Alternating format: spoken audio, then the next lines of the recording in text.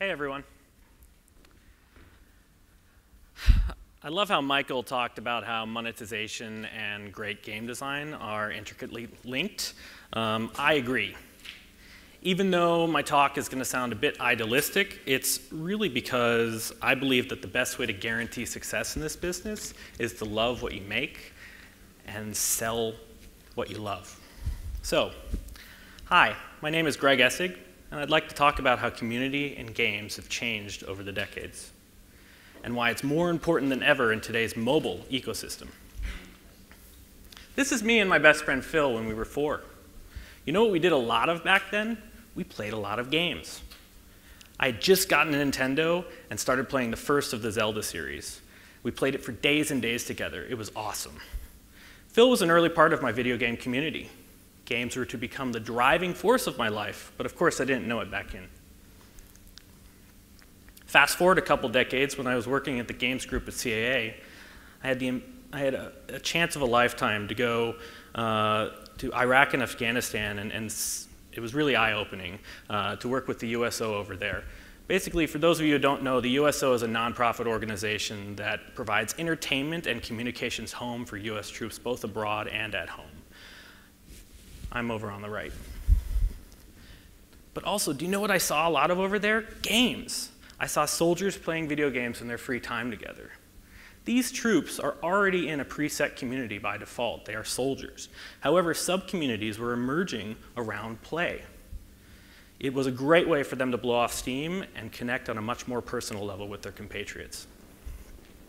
What I'm trying to say with all this is that games, really the instinctual desire for fun and play that we all have, is a great connector of people. It brings us together. This is more true today than ever before. We all have a gaming machine in our pocket 24 hours a day. I really like this quote. Dr. Kenneth Pelletier, a leading Stanford medical researcher, once said that the sense of belonging appears to be as basic of a human desire and need as shelter and food. Of course, it's not critical to physical survival, but it's key to being healthy as a human being. In our current society, games are the de facto entertainment medium of the youth generation. Many have grown up playing, and even importantly, they learned about play through their parents. So it's only naturally that they identify with and yearn for deeper community connections around it. So let's look back at the history of community in video games. This is not a comprehensive history of video games themselves, so there will be parts missing. But I did try to include most of the important trends in each phase of our development. I based these phases on clear cycles of disruption throughout the years, and some of them have been mainframe games, arcades, early consoles and PCs, then connected consoles and PCs, and finally mobile. Just like Michael mentioned, VR might be the next phase, but only time really is going to tell. Mainframe games. Computers in the 50s and 60s were really hard to get a hold of. Their size and price made them really only accessible to academics, researchers, and maybe some government employees. So it's not surprising that the first computer game was made by a bunch of geeks at MIT in 1962. It ran on a D.I.C.E. EP1 mini computer with a vector display. It's actually really fun. You can download it online. It's called Space War.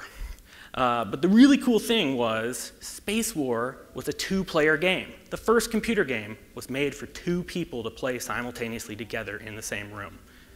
It was also the precursor for the first arcade game, Computer Space, made by a company called Nodding Associates, which ended up later becoming Atari. Arcades are the next cycle, and probably one many of us fondly remember.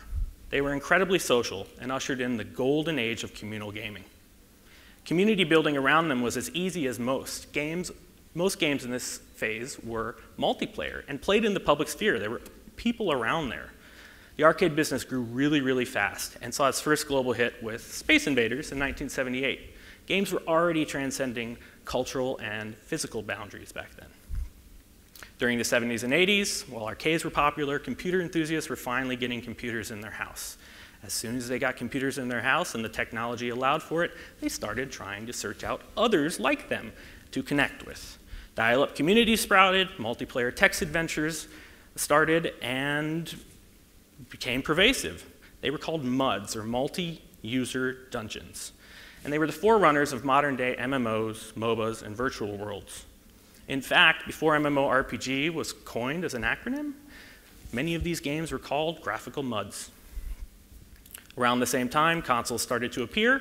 They were aimed at a more casual and family audience, and it was seen as a way to play together with your family with a low barrier to entry. You didn't need to buy an expensive PC. You could just connect this machine to your television, all gather around and play together. Naturally, communities started arising around console brands. This was the birth of the console wars. People subscribed to gaming magazines, joined local clubs, and those good enough even played in tournaments, though these tournaments definitely were not the size or with the prize pools as modern-day esports. Like I mentioned, as with any captivated community, opinions differed, and sometimes tensions even ran high. So this was the beginning of the console wars in this era. People started competing around their favorite brands. Again, another good quote. Johannes Fromm, a professor of media research from a university in Germany, the University of Magdeburg, noted that the 1990s seemed to be the generational transition between computer hobbyists and video game fans. This was a significant evolution because the internet was about to change everything. As the web grew and connected PCs became more pervasive in households, true digital villages began to emerge. Most were based around gameplay, but not all. Even full-on MMOs became meeting spots and digital taverns, if you will. Most online worlds were becoming popular, so did the concept of an online persona. As your character leveled up and you became more and more invested in your virtual self. This made it harder to walk away from and forced you into think more about how you interacted with others online. Not knowing someone's real-life name doesn't make this person anonymous in a gaming community. While your character in a game doesn't have a direct link to you in your real world, your character or persona has its unique reputation as well as its own personality, which dictates the way you act online. While you can divorce from your friends in real life, you can't really do that in the online. You can't walk away from past behavior. This is especially true in smaller groups such as alliances and clans. While these digital worlds demanded more and more time connected to a computer, PC games also exploded during this time. It showed that people still wanted communal and in-person interaction around their hobbies, especially in Asia. It also provided an ideal environment for the first esports because while they were all together in these computer cafes, they were able to play competitively. Consoles, just like PC, also connected through the web. They were still tethered to the living room, but platforms like Xbox Live and PlayStation Network allowed for easy community formation. Unlike MMOs, now players were able to connect on a platform level and not just based on an individual title. This established more loyalty towards the platforms, but also inflamed the existing console wars. Just like some PR people say that there's no such thing as bad PR, not all people in community management believed that this was wrong, because even negative community engagement is still actionable. On top of that, the console achievement systems, one of the great things about these platforms, really added to the social clout of your online persona and made it more meaningful to you as a player. Developers now could come up with innovative and new targeting events that created a call of action towards re-engagement. I'm a bit biased, given that I worked at Apple, but mobile is a game changer, no pun intended. We carry these devices with us at all times, and gaming has once again been thrust out into the public sphere, just like the arcades. Combined with constant connectivity and access to existing social graphs, not ones that you require users to make to play games, everybody can be a gamer. That instinctual desire to play can even be explored on the go. Plus, with the rapid upgrade cycles of the smartphone market, you can have a new and improved device annually or sometimes even faster. This, fused with free-to-play mechanics and operations, essentially removed any barriers to entry for the mass market to come into gaming. Easiness is not always ideal for everybody. As Michael mentioned, with sort of lower barriers comes increased struggles to sort of get noticed. As a mobile developer, you do have access to more people than ever before, but it's also become really hard to get their attention. The smoothness of the access to the platform and distribution to consumers have allowed content supply to far exceed demand. The percentage of players who will go out of their way for games is relatively small on mobile. Developers are being forced into manipulative methods like purchasing installs and using bait-and-switch tactics for social sharings. This is not healthy and is already proving to be a short-term solution for most. Current projections show large additional mobile growth over the next 3 to 5 years. But I'm finding and I'm hearing about a lot of developers are exploring other platforms because they just don't have much confidence in their ability to solve discoverability and re-engagement problems on mobile. Here we get to the meat of the presentation. I believe community helps solve most of these problems. Communities empower players, vocalize their needs, and serve as a natural selection mechanism for games. Games that have a large enough loyal group of fans will survive and succeed with any level of competition. Here's some of the channels I'm talking about that we see being used on other platforms, but not really used on mobile. B2C events. One of the great things about video games' increased presence in the entertainment landscape is that really fun events have sprouted up for the consumers. PAX, Gamescom, China Joy, Comic-Con, and others are selling out repeatedly and expanding year over year. Developers should absolutely take advantage of this, as fans make an excellent feedback group. Many come to these festivals looking for early access and finding the next cool game before their friends do. On top of that, the ability for fans to provide feedback is very empowering, especially in person. For some reason, though, mobile still seems to be an afterthought at these shows. I guarantee almost 100% of the consumers have the device in their pocket, so this should be changed. While lack of synchronous multiplayer games on mobile has been a blocker in the past, this is no longer really the case with esports. Vainglory, Call of Champions, Modern Combat, Hearthstone, a bunch of these games are being released recently. Just like esports was first formed in Asia, if you go there today, just like one of the commenters for Pactor talked about, you'll see that most people are playing mobile competitive games more than even PC games. The great thing about tactical gameplay as well is that it transcends language and cultural barriers. The rules are the same no matter what language you speak and where you come from. Team strategy also clearly shines through, even if you can't understand what the other players are saying or even the streamer is saying. All this is married with broadcasting capabilities. All this married with broadcasting capability points to esports driving a large part of mobile growth over the next few years. According to cultural anthropologist John Huizinga, spectators of the game are still active participants in play. They have adopted the values of the game world.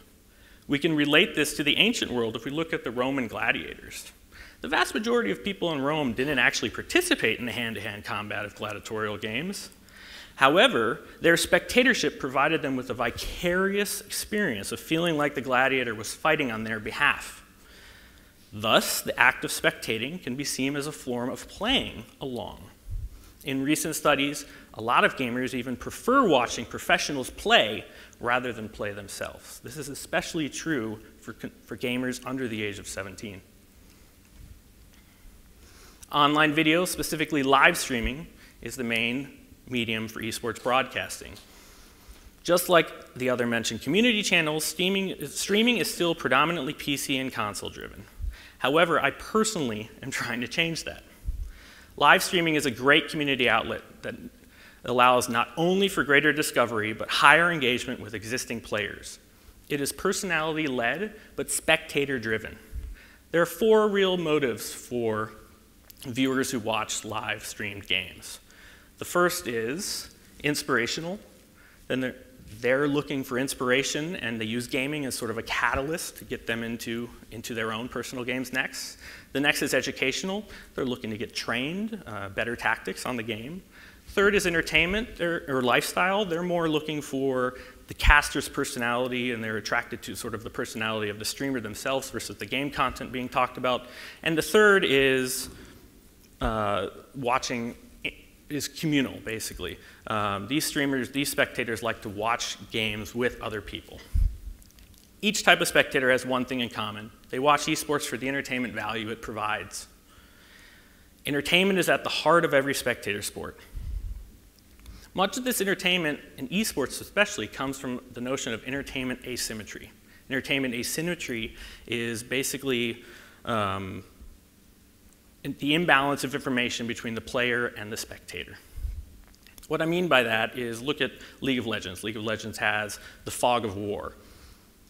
The fog of war is basically a thick mist that covers part of the battlefield for players to not be able to tell what their enemy is doing, either from actions or just setting up bases. However, a lot of spectators in esports forums can view through the fog of war.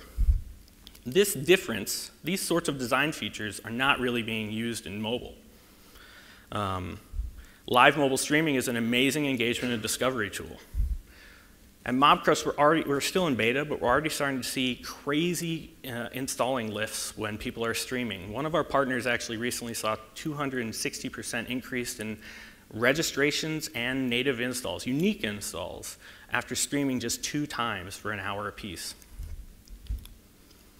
However, before community can be effectively managed, there are several concerns to plan for. Gamers, especially those immersed in communities, tend to be a dogmatic much.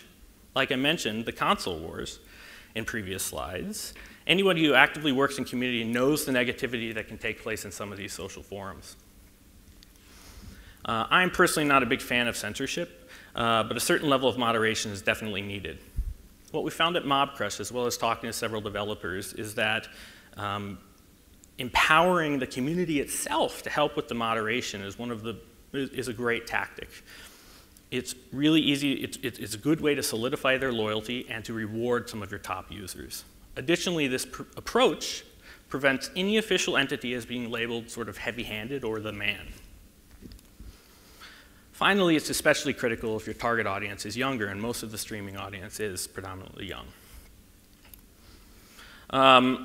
Another huge barrier to entry to sort of any of these community methods, B2C, esports, or streaming, is the concept of attribution on mobile. It's really difficult, if at all possible, with some of them, to directly attribute an in-person encounter or streaming spectator part directly to installation and especially monetization. So a lot of developers are reluctant to sort of go down this pathway because they don't know how to actually prove their ROI. There are several ways to do it, and I think you're going to see this change over the next year to 2 years. Having native mobile streaming capabilities for sure will help. Additionally, I worry about sort of corporate influence. Having an authentic voice is very important to reach these audiences, and so you just have to approach any sort of corporate sponsorship or integration sensitively. You need to remain authentic. Diversity is the last big challenge I sort of want to talk on. Mobile is awesome, but like a bunch of people have mentioned, including Pactor, mobile tends to be very top-heavy for sort of monetization. There's a huge catalog there to sort of explore, and I think mobile streaming and some of these other B2C solutions are great places to stand out from the crowd, to sort of reach your consumers without having to spend money.